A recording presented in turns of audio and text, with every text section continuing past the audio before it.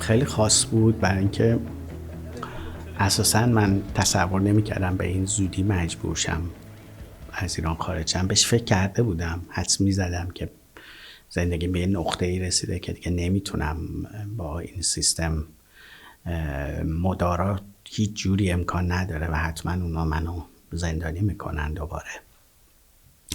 با این حال فکر میکردم که حالا یکم باید صبر کنم، حالا شاید یه اتفاقی بیفته، یه نور و امیدی پیدا بشه. ولی ناگهان حکم قطعی 8 سال زندانم رسید به دستم و اونجا دیگه واقعا هیچ راهی نبود. یا باید قبول میکردم به عنوان یه فیلمسازی که زیر فشار سانسور و نهادهای امنیتی قربانی سیستم میشه و باید بره زندان، یا باید فکر میکردم که خب من هنوز میخوام یه داستانری تعریف کنم، هنوز میخوام کار کنم و بنابراین مجبورم یه مسیر رو بر خودم بسازم. من راه دوم رو انتخاب کردم و الانم خیلی زوده، فکر میکنم هنوز خیلی شروع همه چیزه. من هنوز از این فیلم جدا نشدم، به چیزای دیگه نتونستم فکر کنم و فکر میکنم که شاید بعدتر بتونم درباره این که این احساس چجوری داره کار میکنه بیشتر حرف بزنم. ولی در حال حاضر خیلی هنوز مشغول فیلمم و سفرهای پشت هم دیگه و نمایش فیلم و ارتباط با مخاطب و به هر حال این جذابه مثل همیشه. ولی دورانی که میشه اسمشو به عنوان تبعید گذاشت هنوز به نظرم شروع نشده. ماهیت خود سینماست که از من میخواد برای تعریف کردن داستانم اجزایش رو بشناسم. بنابراین الزاماً من باید بیشتر بدونم درباره این شخصیت‌ها، موقعیتشون و روابطشون. سپری شدن سالها در مواجهه با نیروهای امنیتی، با دادگاه، با سانسور، با آدم‌هایی که مرتب میخوان طرز فکرت رو کنترل کنن، چارچوبایی برات بذارن، تنبیهت کنن یا مجازاتت کنن، اینها باعث میشه که من توی این مسیر به یه شناخت کلی از این قسمت برسم. به یواش یواش تلاش کردم این شناخت رو متمرکز کنم رو افرادی که دارن توی این سیستم کار میکنن. دوست داشتم بدونم که بازجوی من با چه طرز فکری بازجو شده و چه جوری این اتفاق براش افتاده که به نظرش میاد داره یه کار مهم برای خدا انجام میده، یا فکر میکنه حق داره به خاطر منافع مالیش این کارو بکنه، یا به هر دلیلی هر جوری فکر میکنه. دوست داشتم بشناسمش، بیشتر دربارش بدونم. از طرفی وجوه انسانیشو هم میدیدم، یعنی اینجوری نیست که ببینم که این آدم ها مثلا یک خوی مثلا خیلی متفاوتی با بقیه آدم ها دارن. اون چیزی که درشون متفاوته اون مسئولیت شخصیه که نسبت به کاری که میکنن به یک نوعی خودشون رو متقاعد کردن برای که تو فضا باشن. از طرفی خب موقعی که انقلاب ژینا شکل گرفت من توی زندان بودم و از توی زندان داشتم تحولات اجتماعی رو دنبال میکردم و برام این سوال مطرح بود که بیرون چه اتفاقی داره میفته. بعدن که آزاد شدم و یه دوره ای از انقلاب ژینا گذشته بود، من فکر کردم که خب واقعا چجور میشه به اون فضا نزدیک شد. بنابراین رفتم سراغ ویدیوهایی که مردم با موبایل‌های شخصیشون گرفته بودن و فکر میکنم این ویدیوها خیلی قدرتمند بود و تونستم منو به اون صحنه‌ها ببرن. از یه طرف دیگه سعی کردم با دخترها و خانم‌ها خصوصا نسل جدید ارتباط برقرار کنم، ببینم این شجاعت رو چجوری به وجود آوردن. اونقدر این کارشون غافلگیر کننده بود که هیچ جوری با داده‌های قبلی ذهن من جور در نمی اومد. بنابراین میبینید که خود این موقعیت تبدیل شد به اون چیزی که الان تو داستان آدم نموداشو میبینه و تو فیلم هست و همه چیز از همین جاها اومده. اگه اتفاقی بیفته با ما چی کار میکنن؟ اتفاقی نمیفته.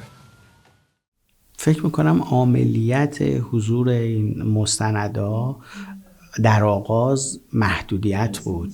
من مثلا تصور میکردم خب مگه میشه رفت تو خیابون اینا رو فیلم برداری کرد؟ معلومه دستگیرمون میکنن، فرقی نداره کی باشه، مجوز داشته باشه یا نداشته باشه، هیچ کس نمیتونه این صحنه ها رو توی تهران جلوی دوربین ببره. ولی از طرف دیگه میگفتم بیا فرض کن تو بتونی این کارو بکنی، میتونی انقدر قوی اینو بسازی که واقعیت اینو میده. معلومه که فکر کردم که نه، هیچ وقت نمیشه. بنابراین استفاده کردن از اون ویدیوهای مستند بر من یه در واقع هدیه‌ای بود که از توی فضای محدودیت اومد، ولی بعداً تبدیل شد به یه چیزی بیشتر از ضرورتی که محدودیت ایجاد کرده. تا جایی که میدونم الان یه خورده اوضاع بهتر شده بعد از اون فشارهایی که اون موقع روشون بود، ولی هیچ وقت اوضاع معمولی نمیشه، هیچ وقت اوضاع عادی نمیشه، برای اینکه به طور معمول هنرمندا و در واقع خلق کننده ها تو ایران خیلی زیر فشار سانسور هستن و اگر اون چارچوبایی که سانسور بهشون تحمیل میکنه رو رعایت نکنن، به سمت دادگاه و نیروهای امنیتی و فشارهای بیشتر در واقع بهشون میاد و به این ترتیب میشه گفت که این یک جوری زندگی روزمره است متاسفانه توی ایران و مقاومت در برابر این شرایط معمولا هزینه خیلی زیادی داره. به هر حال اونا الان توی ایرانن با یه پرونده قضایی ممنوع الخروج و باید منتظر اون ببینیم چه اتفاقی میفته. نمیتونم بگم خیلی بزرگ، همیشه یه نقطه امیدی وجود داره، گاهی اوقات گشایشی که سیستم ایجاد میکنه فقط برای اینکه یه نفسی بکشه خودش. جوهر جمهوری اسلامی سرکوب و خشونته و من خیلی به یه اتفاق خیلی بزرگ معتقد نیستم، ولی نمیتونم از تغییرات کوچیکم چشم پوشی کنم و بگم اونام نیست. شاید اصلا تغییرات همیشه ذره به ذره اتفاق میفته، ولی هنوز فیلمسازایی هستن که ممنوع الخروجن. مشخصا یه زوج کارگردان هستن که مریم مقدم و بهداشت صنایعی ها که به خاطر یه فیلم که ساختن و فقط پوشش یه خانم حجاب اختیاریه و زیر فشارن، اجازه ندارن از کشور خارج شن. مثلا معنی نداره که یه نفر به خاطر تعریف کردن یه داستان انقدر بخواد فشار تحمل کنه. اتفاقای خیلی زیادی داره میفته که نشون میده که ممکنه یه چیزایی تغییر کنه، ولی همه چیز در حد گفتن فعلا باید صبر کرد. من ترجیح میدم صبور باشم.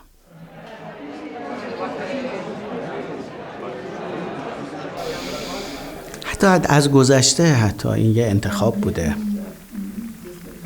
من ترجیح میدم درباره این وضعیت داستان تعریف کنم، ترجیح میدم که چشمامو باز کنم روی محدودیت هایی که وجود داره و شکل زندگی منو به شدت تحت تاثیر خودش قرار داده. به هر حال زندگی من زیر فشار استبداد یه زندگی معمولی نبوده، ولی اینطور نیست که مجبور باشم، ولی خیلی برام روشنه الان اومدم بیرون و یک سری از فشارها برداشته شده، ولی خاطره خیلی چیزا با من حرکت میکنه. خیلی از دوستام توی زندانن، خیلی فعالای سیاسی، زنای خیلی زیادی توی زندان هستن و من نمیتونم یه بندو پاره کنم و بگم خدافظ من رفتم. اصلا اگر میخواستم انقدر بی تفاوت باشم اصلا چرا شروع کردم. خیلی متشکرم. من این شانس رو داشتم با یه گروه خیلی خوب کار کردم و فکر میکنم این فیلم نتیجه یه همکاری آدماییه که به یه هدف مشترک فکر میکردن و نمیخواستن مقابل سانسور زانو بزنن.